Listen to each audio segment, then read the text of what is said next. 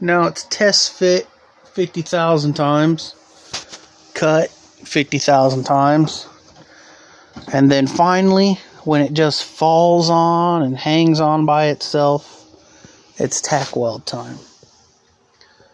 For us, we're on step 2, which is test fit 150,000 times. So we're getting there. It's making good, hard progress. It's all lining up real nice. Hooks right in there on this top. Sits good right through here.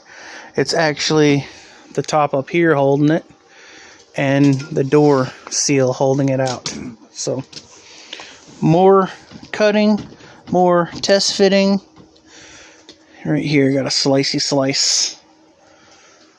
But by the end of the day, I'd say this baby will be tack welded on.